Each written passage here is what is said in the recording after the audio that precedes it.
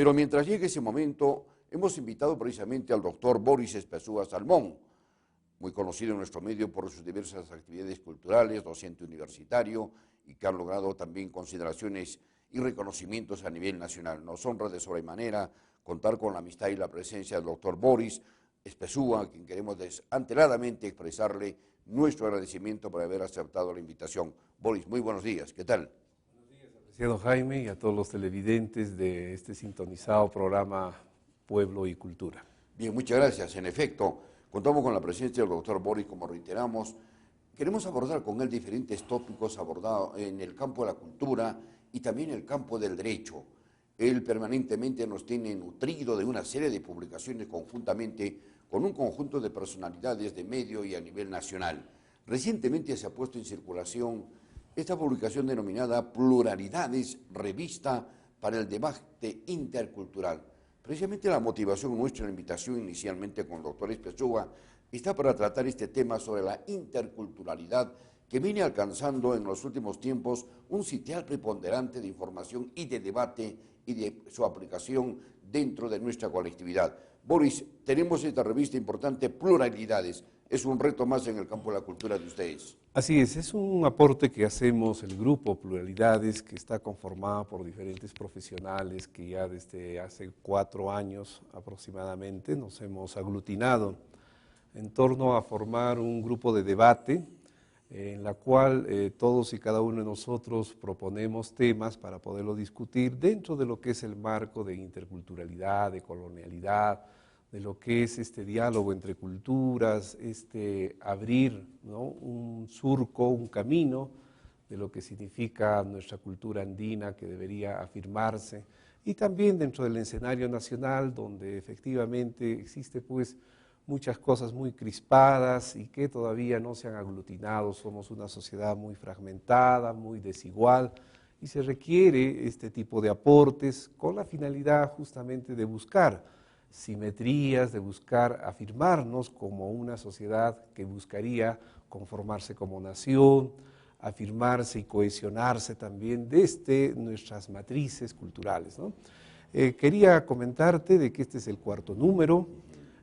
Ya han salido 3 anteriores y tiene como características que nosotros, los conformantes del grupo, y además también algunos invitados, puedan ensayar algunas propuestas temáticas, sobre todo en ese contexto de la interculturalidad. En el primer número, por ejemplo, hemos tenido una entrevista a Javier Albó, que es un estudioso que reside en Bolivia, bastante reconocido, y que domina bien estos temas. En el segundo número nos realmente complació a hacer una entrevista a José Sterman, que es muy conocido por su obra sobre filosofía andina, ¿no? En el tercero al sociólogo y historiador Rodrigo Montoya, y en este 4º número estamos haciéndole una entrevista a Javier Medina, que siendo peruano reside también en Bolivia, y que también es un especialista en estos temas de interculturalidad. Además, debo de señalar pues, que quienes conformamos el grupo están profesionales como Ana María Pino Jordán, Elan Vera, Robin Riquelme, Luis Bernal, Esteban Escalante, Yanel Medrano, Boris Rodríguez, Jesús Alegría, mi persona y otros invitados más que, por cierto, cada vez va creciendo el grupo, y ya vamos teniendo también cierta aceptación tanto en algunos espacios cuando nosotros difundimos también lo que hacemos, porque en este año hemos tenido la apertura de la Dirección Desconcentrada de Cultura, con quienes nos hemos permitido poder difundir estos ensayos, poder debatir de modo abierto con el público los días miércoles, y lo seguimos haciendo, porque creo que no debe de solamente reducirse a una cuestión de una producción de textos, sino propiciar un debate más abierto. Qué bien, interesante, ¿no es cierto?, la publicación de Pluralidades que definitivamente llena un espacio largamente esperado. El doctor Boris Espesúa, al inicio de esta entrevista, ha expresado un término que me parece sumamente importante. Dice, vivimos o desarrollamos dentro de una sociedad desigual y fragmentada. Estos términos me parecen sumamente importantes para poder de una u otra forma recoger también el contenido de su artículo que alcanza en pluralidades.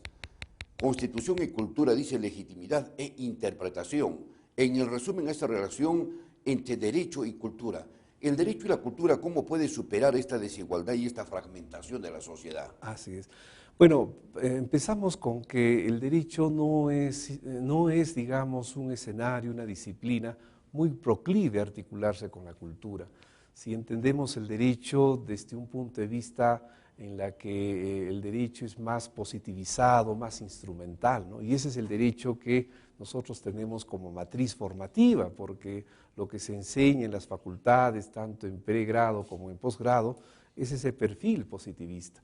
Entonces, dentro de ello ha sido poco lo que se ha hecho en relación a la articulación con la propia cultura, pero sin embargo, últimamente ha habido más bien muchos juristas, muchos estudiosos que han querido vincular efectivamente en esta relación, y no solo han sido juristas latinoamericanos propios, digamos, de este escenario y este espacio del sur, sino también europeos, y justamente el artículo habla de dos juristas. Uno de ellos es Gustavo Zarableski, que tiene un excelente libro que se llama El Derecho Dúctil, y el otro es Peter Haberli, alemán, que también relaciona este campo del constitucionalismo con la cultura.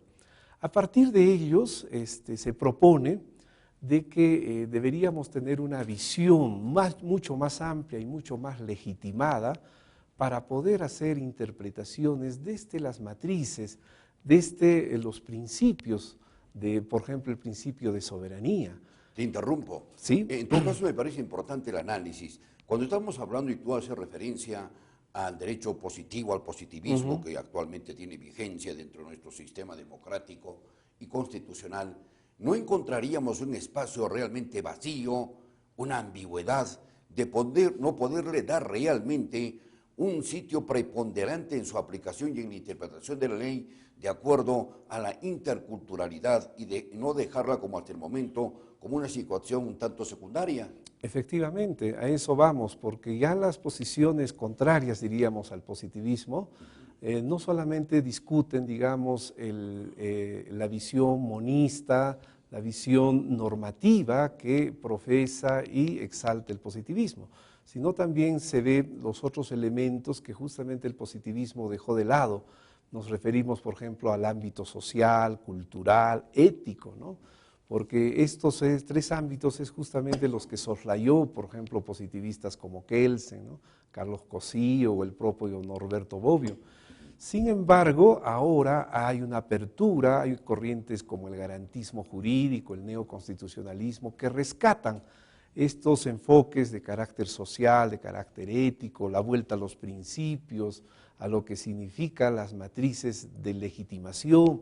Entonces, por lo tanto, un abogado debería de permeabilizar no tanto la interpretación como la aplicación del derecho. Claro, Igualmente utilizarlo en sus argumentos. De una u otra forma, los abogados de hoy, que estamos en la cátedra especialmente, y en el propio ejercicio de la función, ¿no nos debería de convertir o orientarnos a ser más cuestionativos en el sistema positivismo y en la propia aplicación y en la redacción de la propia Constitución, que muchas de las veces nos tiene alejados? Yo entiendo, por ejemplo, la ejecución y el desarrollo del derecho positivo no puede estar alejado de una manifestación eminentemente cultural de una sociedad, porque ahí radican precisamente sus raíces, sus fundamentos. Por cierto que sí, por eso que este artículo de Constitución y Cultura busca que, teniendo en cuenta que la Constitución no es sino la expresividad, es el rostro de lo que significa un país, una sociedad, allí está premunido, están los sustratos, nuestros insumos de la cultura,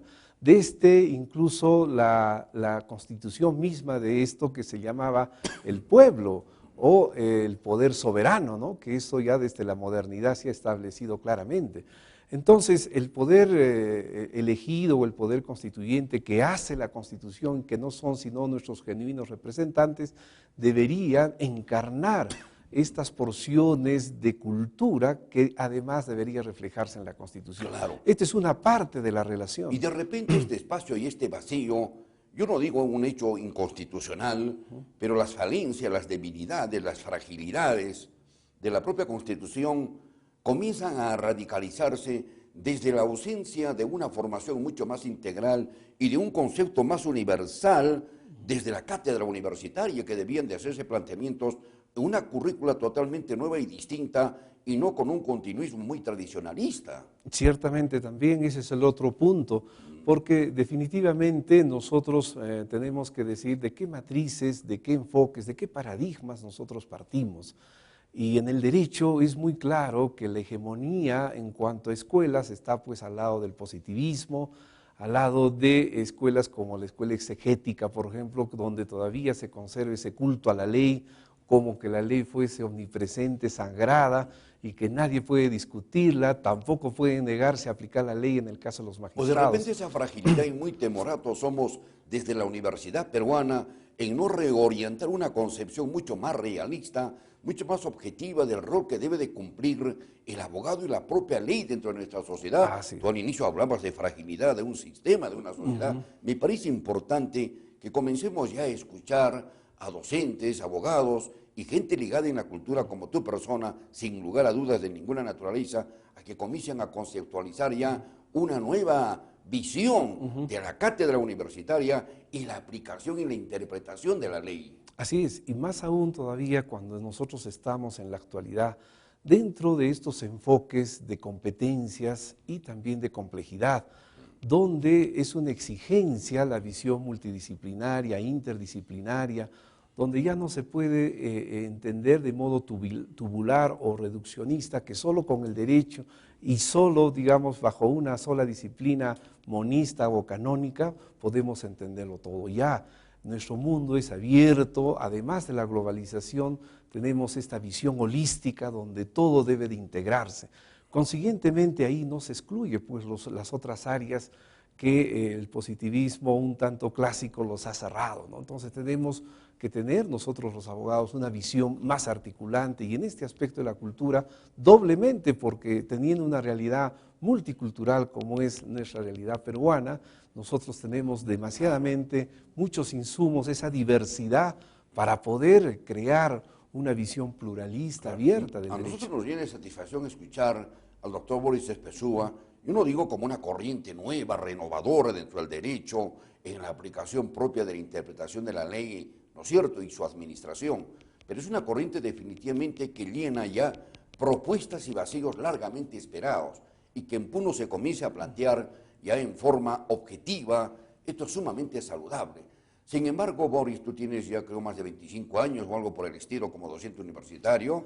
Sí, bueno, ¿no? Paso ya a los 20. Así 20 años, entonces vamos a aumentarle 5 más y creo que otros 25 más va a ser sumamente saludable. ¿Qué hacemos nosotros desde la cátedra universitaria para poder enriquecer, ¿no es cierto?, todo este complejo de ausencia y de vacío dentro del campo de la interculturalidad, en el campo del derecho, que creo que es una opción fundamental que se tome desde allá? Parámetros. Sí, efectivamente, dentro de lo que significa la Universidad del Altiplano, que es mi universidad donde ya laboro, no me quería la referir cantidad concretamente a la Universidad de Puno, sí, pero en términos en general la universidad. Y es un reto, sí. desde luego, para Puno, ¿no? Así es, quiero decir de que se está avanzando un poco lentamente. Por ejemplo, es saludable que en nuestra Universidad del Altiplano, en la Facultad del Derecho, se haya incluido cursos como Antropología Jurídica, Seminario de Pluralismo Jurídico, Seminario de Políticas Públicas, ¿no? Hayamos reconocido el año pasado a Eugenio Raúl Zaffaroni, que es un gran jurista argentino, autor pues, de libros como La Pachamama y lo humano, ¿no? Que tiene, además de ser un excelente penalista, esa orientación intercultural del derecho. Y creo que también en la universidad, lo interrumpo al doctor ¿sí? Boris de momento, porque si no el doctor nos va a dejar sin tema, ¿no? Pero indudablemente nos enriquecemos con su formación académica y en el campo cultural, obviamente, ¿no? En la Universidad Nacional del Altiplano entiendo también, aparte de la Facultad de Derecho, en la escuela de posgrado, ¿no es cierto?, en la currícula de doctorado también se han hecho propuestas importantes en torno a la interculturalidad y a la propia interpretación de la justicia comunal. Ciertamente, en el doctorado se ha incluido ahora cursos porque se lleva el doctorado con la nueva ley universitaria en 6 semestres, 3 años. Y se ha incluido cursos como, por ejemplo, teoría crítica del derecho, ¿no? y las nuevas tendencias, donde justamente también se va a tocar estos puntos vinculados a lo que es interculturalidad, pluralismo jurídico, el análisis económico del derecho, el análisis cultural del derecho, que están dando mucho que hablar en los últimos años. Bueno, pero quería referirme, si bien es cierto el tema debería de estar entrando a lo que significa los espacios académicos, los espacios además inclusive políticos, porque lo intercultural no solo tiene que ver, digamos, con el campo del derecho, tiene que ver con la salud, tiene que ver con la educación, tiene que ver con la política. La sociología, la antropología, exacto, ¿no? Exactamente. La filosofía propia de la razón de ser de una sociedad. Por lo tanto, compete a la sociedad.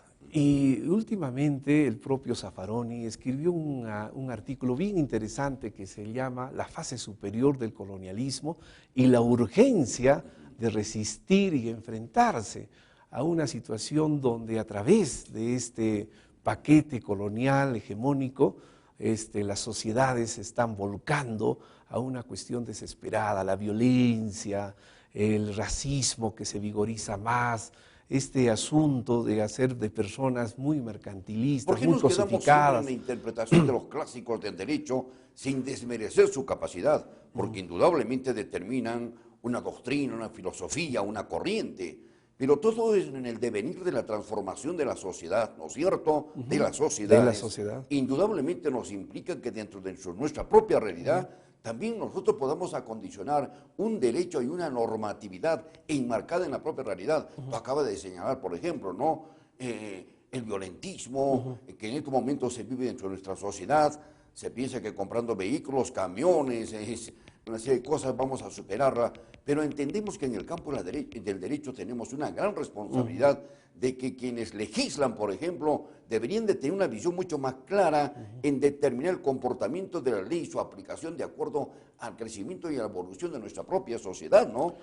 Aquí te interrumpo para agregar a lo comentado, por ejemplo, me parece saludable lo que se ha iniciado a través del presidente de la Corte Superior de Justicia de Puno, ¿no? El doctor Laime, iniciativas importantes que están enmarcadas dentro de la propia norma y la Constitución, pero que era importante en estos momentos mantener un contacto directo que forma parte de la interculturalidad y el propio raciocinio de administración de justicia comunal. Ciertamente que es saludable, el doctor Hernán Laime está haciendo algunos esfuerzos muy interesantes, señales que nos permiten abrir nuestra apreciación, nuestra mente. Señales saludables. Exactamente, señales. Por ejemplo, esto de las sentencias en Aymar, etcétera, que si bien es cierto, no van a cambiar o modificar las cosas desde, digamos, una estructura, pero son situaciones que nos permiten a nosotros... Pero tampoco hay que tomarlo como un enfrentamiento con el derecho positivo de la administración actual. Así es. Entonces, pero también el mismo Poder Judicial, no solamente a través de nuestra Corte Superior de Puno, también a nivel de lo que es el Ministerio Público y a nivel de lo que es la misma estructura, diríamos, del Poder Judicial, desde Lima, están creándose, por ejemplo, estos órganos de coordinación intercultural de justicia, que era necesario. Entonces, estos avances lentos nos permiten ver un panorama bastante saludable en el futuro. Yo siempre digo que necesariamente en el Perú, tarde o temprano, va a tenerse que dar un cambio en nuestro sistema judicial, que además las muestras un poco de su propia crisis, las muestras de sus limitaciones, estamos viéndolo, por ejemplo, en la actualidad con esto de Chapa tu Choro, que de alguna manera también tiene que ver con el sistema judicial que genera este tipo de indignación, este tipo de reacciones. Chapa tu Choro, etcétera, responde pues, también a una serie de ausencias y de vacíos y de espacios donde la administración en todas sus instancias, desde el campo legislativo, en fin, judicial, realmente está dejando ausente a una colectividad de brindarle seguridad y de proyectar en su formación integral de valores, pues, ¿no? Sin que se pretenda entender que eso estamos validando. Por supuesto. Obviamente lo que son también, dentro de lo que estamos hablando en las señales, formas de llamarnos la atención, de emplazarnos para realmente preocuparnos en un cambio profundo y ver sobre todo las causas de todas estas situaciones que se vienen dando, causas que tienen que ver con la prevención, la educación, el problema de los jóvenes, el problema de la violencia familiar. Estas cosas han venido olvidándose y creo que deberían canalizarse Es que a ese través de raciocinio, políticas pues, como públicas. tú lo comprendes, Boris, este raciocinio de propuestas como el que estamos hablando, sin justificarlas, responden, pues, responden a una realidad propia donde hay un resquebrajamiento de valores dentro de la sociedad. Y es ese conjunto social que emerge con algunas ideas y propuestas que no son aceptadas dentro de un sistema coherente, democrático, pero que sí invocan a dar las medidas correctivas en las instancias correspondientes y en este caso concreto la justicia, en fin. Por eso hablábamos al inicio de la desigualdad y las asimetrías y la fragmentación que todavía Claro que subsiste en la sí, sociedad, sí. donde tenemos que hacer un trabajo desde la subjetividad, pasar por esto de cambiar, como decían mis alumnos, el software de nuestra mente y de colonizarnos y ahí tender a una verdadera interculturalidad que no es sino abrirse en el diálogo, hacer que nuestras culturas de uno y otro modo puedan dialogar y además construir, porque también, hablando del derecho, el derecho también tiene que construir. El derecho también forma cívicamente a las personas, hace que los ciudadanos tengan que ser propositivos y de algún modo comprometerse también con el bien común. Por supuesto que Ya sí. que de algún modo los políticos también se han relegado en este interés. ¿Dónde debe de partir? ¿Dónde debe estar el punto y la fortaleza fundamental de esta terminología, de este análisis que tú haces y la comparto plenamente, para formar realmente de esta profesión del derecho un conjunto de ciudadanos y de profesionales que encarnen realmente la administración de justicia para encontrar un equilibrio de justicia, de igualdad, de equidad dentro de la sociedad? Tiene que partir necesariamente desde los niveles formativos, la familia, el colegio, la universidad, la propia sociedad tiene que enrumbar todo eso. Creo que es tiempo de que tengamos que ya ser ciudadanos más participativos.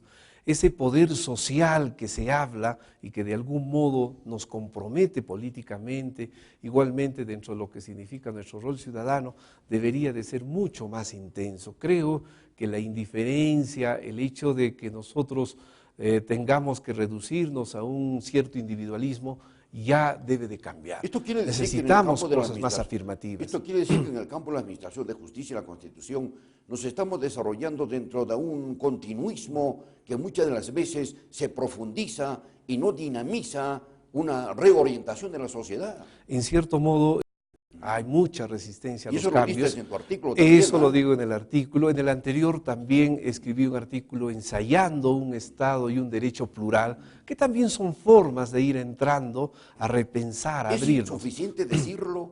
¿Qué actitud tenemos que asumir? Lo que estaba diciendo, una actitud mucho más participativa. Por ejemplo, el grupo lo que hace es ahora abrir un debate más amplio. Lo que hacemos nosotros es articularnos, no solamente reduciéndonos en el grupo, sino, por ejemplo, tenemos nuestro par, que es un grupo en Bolivia que se llama el Grupo Achocalla, con quienes nosotros compartimos, vamos a Bolivia, ellos vienen acá y abrimos debates un poco más para poder surcar en la misma línea, ¿no?, de lo Aquí ingreso con una intercultural. pregunta de repente un poco agresiva, no en función de la personalidad del doctor Boris, sino interpretando la personalidad del colectivo, de la sociedad, que esto es fundamental. Un grupo que propone nos parece importante, pero no se van a generar transformaciones estructurales del país donde esté inmerso el derecho, esté inmerso la interculturalidad y todas las manifestaciones de la sociedad. Pero creemos que si no existe un caudal de la sociedad debidamente organizada y participativa, aunque eso de participación nos suena al gobierno de Velasco Alvarado, pero de una u otra forma hay experiencias. No hay otro nombre. Si no logramos nosotros la participación, la integración inherente de la población debidamente conformada, creemos que todos los esfuerzos pueden quedar aislados y quedarse simplemente como un principio doctrinario, pero no de aplicación colectiva. Ciertamente, pero tenemos que generar ese tipo de momentos porque desde los derechos afirmativos, ahora tenemos un escenario de normas internacionales, el Convenio 169, la Declaración de los Pueblos Indígenas. Te interrumpo, pero que esos también, convenios muchas las veces son infuncionales y exactamente, no funcionan. pero Tú fuiste mi profesor en un curso de esta naturaleza que me enseñaste y me abriste muchas luces sobre esto, y luego profundicé también mi estudio y la verdad que desde las Naciones Unidas muchas de las veces son utopías internacionales y mundiales, Pero ¿no? son bases normativas que antes no lo Tenemos teníamos que y que a aceptarlas partir de ellas se puede y que afirmar, se pueden se puede enriquecer, ¿no? exigir derechos. Y eso es lo que está sucediendo justamente. Hay un resurgir étnico que creo que poco a poco va a ir afirmando también esos derechos. Va a ir también una reflexión en torno a lo que es la preocupación de ¿Y la tú sabes por qué fragmentación, de la está desigualdad. perfeccionándose por el término que tú acabas de señalar y que responde a mi pregunta, ¿no? Hay un resurgimiento étnico. Esa motivación del resurgimiento étnico, de la característica propia de una sociedad anquilosada, marginada en sus orígenes primogenios, en estos momentos de una u otra forma están tratando de enriquecer todos esos convenios y de reorientar la propia conformación de la sociedad, que hay que comenzarlo a manifestar, y yo creo que esto es imprescindible. Exactamente. Vemos nosotros que ahora, por ejemplo, los sociólogos se preocupan mucho en esta forja de nación, en buscar superar esas asimetrías, esas desigualdades y buscar formas cohesionantes. Eso más los aspectos que tienen que ver con la interculturalidad, el abrirse una visión mucho más competente, más holística, creo que van a empujar a que justamente se propicien momentos de Y cambios. creo que es totalmente imposible hablar y aplicar de una justicia, del derecho, de la propia Constitución, si no buscamos coherentemente la participación y la interpretación del conjunto de profesiones o de corrientes sociales, ¿no? El derecho, como bien tú lo enseñas en la cátedra, y mucho también lo hemos repetido, el derecho no puede realmente aplicarse mientras no se nutra del resto de corrientes sociales y de aplicación para la sociedad. Claro, Porque esa es estamos la gran debilidad que ya. tenemos actualmente, no tomar en cuenta, por ejemplo, la sociología, que ha ingresado a un vértice totalmente distinto, la antropología, en fin. Ya hemos pasado la etapa ya en que se prevalecía de modo, digamos, monista las visiones solamente de un solo paradigma, de un solo enfoque. Ahora estamos en otro escenario donde tienen que articularse todos estos enfoques, todos estos paradigmas. Entonces, por lo tanto, necesariamente tenemos que integrarnos, tenemos que tomar de otras fuentes, ¿no? Ya los positivistas clásicos, ortodoxos, ya quedaron en el tiempo pasado. ¿Dónde te Ahora ubicas estamos tú? viendo yo no reconozco haber tenido una formación positivista, pero creo que gracias a una afán autodidacta dentro de lo que significa el derecho, nos hemos abierto, creo que tenemos una visión mucho más clara en cuanto, por ejemplo, a lo social, a la ética, etcétera. Y mis libros mismos hablan por ello, porque el tema de la dignidad que yo abordé, la ética vinculada a la justicia, etcétera, me ubicaría más bien un poco al frente del positivismo, que estaríamos más hablando de un derecho natural o jus naturalista o garantista, que ahora son corrientes que también no se pueden soslayar. Por supuesto que sí, definitivamente, ¿no? Si tú conformaras la Comisión Central de reformar, de reorientar una nueva Constitución, ¿cuál sería el punto doctrinario, filosófico, angular que plantearía tu experiencia como intelectual, como docente, como abogado? Has sido juez, indudablemente que recoge un bagaje de experiencias sumamente valederas, ¿no? Así es, dentro del derecho existen muchas escuelas muy interesantes, como el garantismo, este neoconstitucionalismo que se basa en los derechos colectivos, en los derechos fundamentales, pero también fuera del derecho hay aspectos que hay que tomar en cuenta para prefigurar una constitución verdaderamente legítima. Por ejemplo, el caso de la cultura, lo social, lo ético, nuestra historia peruana. El derecho deja de ser derecho si no se nutre con las características propias y plurales de una sociedad. Exactamente. No se puede interpretar un derecho ausente de la realidad. Exactamente. Entonces, nuestra realidad es riquísima en el aspecto cultural, en nuestra realidad es riquísima en lo que es la historia, en lo que es el perfil de forjar una nación. Todas esas cosas se tendría que tomar para realmente decir que tenemos una constitución legítima, ¿no? Y que obedece realmente también a los espacios, a este rostro múltiple que somos los peruanos. Obviamente que estas cosas tienen que irse asimilando, internalizando para poder buscar cambios que se deben de esperar para nuestro país, ¿no? Interesante la conversación con el doctor Boris Spassuba, no podía ser de otra manera. Quiero tocar tangencialmente 2 o 3 aspectos en el campo eminentemente cultural. Creo que le formulé ya esta pregunta en alguna oportunidad al doctor Boris. Yo guardo mis archivos de este tipo de entrevistas y de todos los personajes. Boris Espesúa a ultranza es un churatista, ¿no? Seguidor profundo de lo que es Gamaliel Churata. Claro que sí, este es ya en el campo de un tanto la literatura, que no Claro. tiene nada, digamos, de diferente también con el campo del derecho. Claro. Creo que se encuentran a través de estos vasos comunicantes en una sola afirmación y una apuesta de reivindicar lo andino como un componente necesariamente básico de lo que significa una peruanidad, si habláramos en esos términos. Ahora, Churata es eso justamente, una luminaria, un hombre lúcido, que desde su tiempo pudo ver que en ese pluralismo, que en esa afirmación de lo propio estaría nuestra verdadera riqueza de perfilar no solamente un nuevo país, sino también una presencia mundial de lo que significa lo indoamericano, ¿no? Sus nuevas propuestas estéticas, el hecho de tener que ver con el lenguaje mismo, ¿no? Muchos lo clasifican a Churata y decir es un híbrido y punto, es el hombre sincrético que fusiona dos culturas, pero no. Por decirlo, las expresiones del doctor Boris, en estos momentos estamos clasificando a Gamaliel Churata como un personaje indómito, un personaje clasista, como un personaje identificado, una transformación de la sociedad. ¿Dónde está el error en su época y en su proyección y en su interpretación Bueno, ahora? es que tuvo al frente Churata toda una amalgama todavía vinculada a la aristocracia, a las ideas positivistas, ¿no? A la visión del momento en que vivió. En ¿no? el momento Pero en que muy vio, a pesar que no lo de- entendieron no, en su tiempo. Y muy a pesar de que Gamaliel Churata en su momento fue un profundo investigador y lector de los clásicos universales, Por que lo han cierto, enriquecido de sobremanera, de sobremanera. y se nutrió con la sociedad nuestra. Pero él asume una actitud crítica frente a eso. Y lo crítico no significa solamente algo descalificante, sino aportativo. Sí. Y él aporta con una nueva visión, con una nueva propuesta, Gamaliel Churata es tanto es estética. universal, es un clásico peruano puneño por la dimensión de quienes lo interpretan o lo siguen o por la calidad de su mensaje doctrinario. Por todo ello, porque en realidad tiene calidad en cuanto a su literatura, tiene calidad también en cuanto a sus propuestas, incluso hasta políticas, literarias, en sus propuestas lingüísticas. Yo resumiría todo en sus propuestas culturales, ¿no?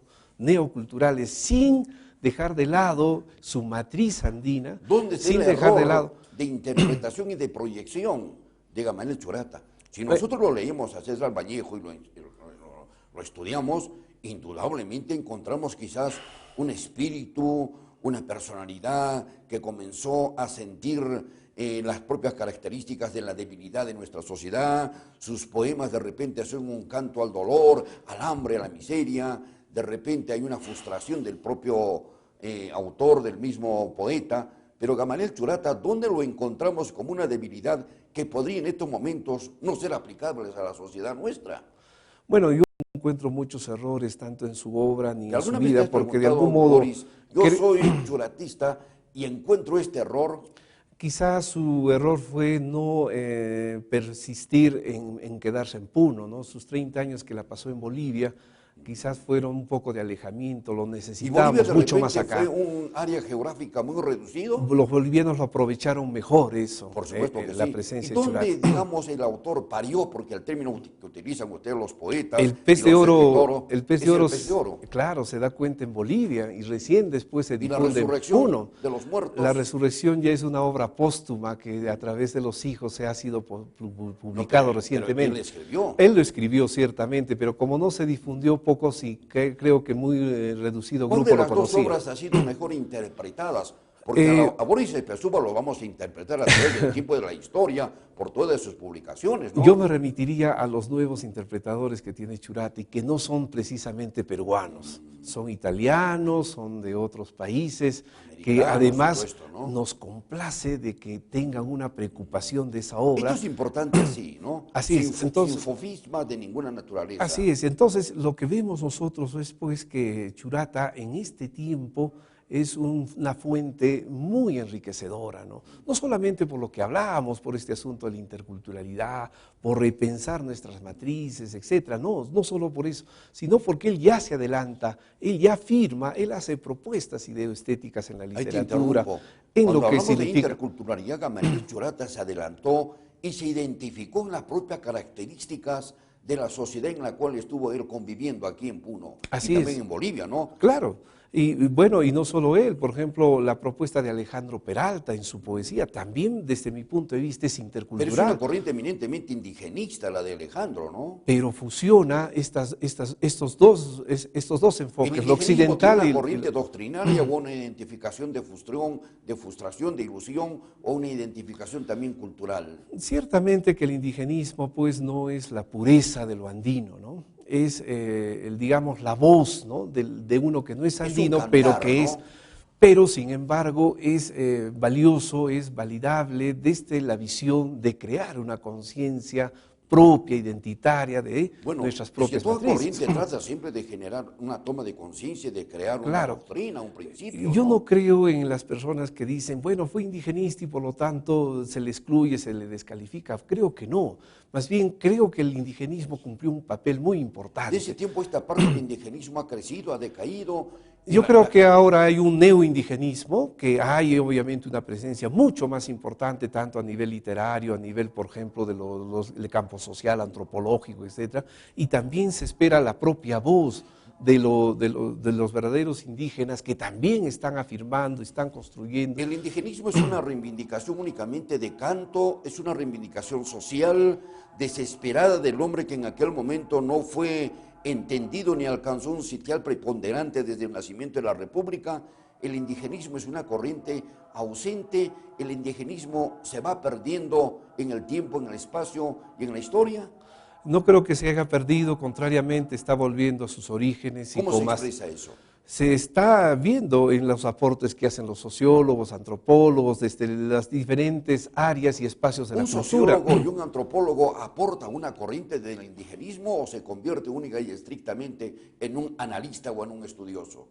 Y yo creo que aporta, además de hacer análisis de estudios, es alguien que se identifica primeramente, porque para poder ser indigenista tiene que identificarse uno con causas como ese del Hay caso. una forma de identificarse como últimamente hay una corriente de hombres del área rural, por no decirlo de otra manera, que dicen, no, ese es mixte y ese es blanco, ese de corbata es nuestro enemigo y hay que destruirlo. Pero ese es también pues, lo que hemos generado nosotros mismos, este mundo anudado, colonizado, que tenemos que desanudarnos y realmente buscar formas mucho más articulantes, ¿no? No solamente ellos tienen ese problema, nosotros también tenemos el problema, ¿no? El gran problema del indio es no reconocerse a sí mismo y el gran problema del misti es no saber reconocer nuestras matrices que también se nutren de ello.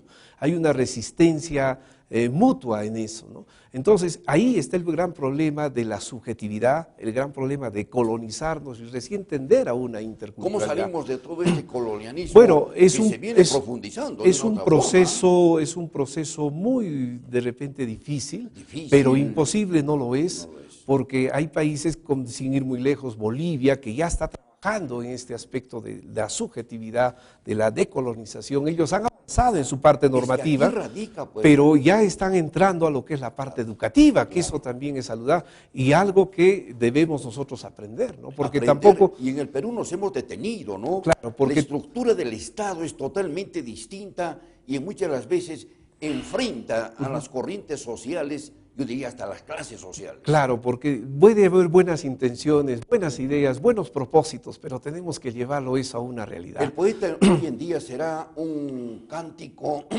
una vertiente de transformación social. El poeta en estos momentos desde Puno y en el resto del país está encarnando una propuesta de cambio social.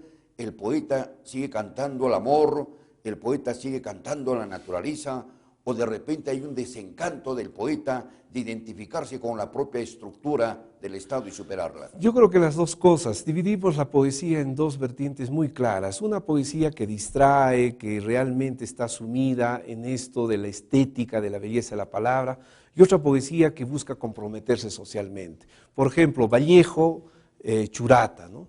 Por ejemplo, Eguren, y puede ser Oquendo de Amat, ¿no?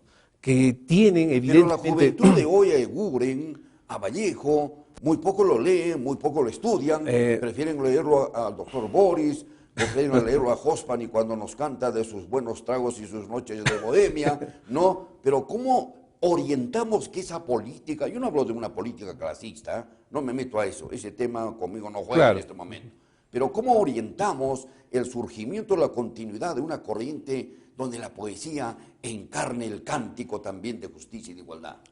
Yo creo que sin tenerla que pretender buscarla ya existe, ¿no? Hay mucho de la poesía social que ha venido además también sin descartarlo desde el mismo Vallejo, para ir no más lejos. La poesía del 50 con Alejandro Romualdo, Juan Gonzalo Rose y todo lo que fue el Pero grupo esos Primero hoy de en día Mayo, no es tienen parte del un poesía. sitio preponderante. Pero sí hay, en la actualidad hay mucha gente que también sigue esas líneas.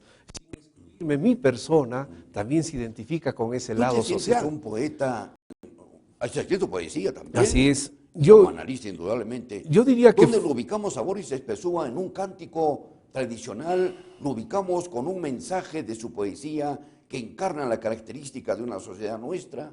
Yo creo que me fusiono justamente en el medio, no descuido la parte estética, la parte de la belleza, la parte compositiva, metafórica, etcétera, pero tampoco no descuido el compromiso social, y quienes me conocen en mi trayectoria poética saben que yo como tema fundamental en poesía tengo esa adhesión a lo andino, desde el primer libro hasta el último libro. Boris Espezúa es un creyente de la religión católica, Boris Espezúa es un seguidor de Tatapancho, es un continuista de la Virgen de la Candelaria, porque tu última publicación indudablemente que es un boom literario, Las máscaras extraordinario, Las Máscaras, tuviste la gentileza de alcanzarme, ¿no? Muchas gracias, soy un lector asiduo de tus publicaciones, a veces se me escapan algunos artículos, pero por ahí lo vamos leyendo a Boris Espezúa, que pertenece a una corriente definitivamente alturada y con un gran compromiso social.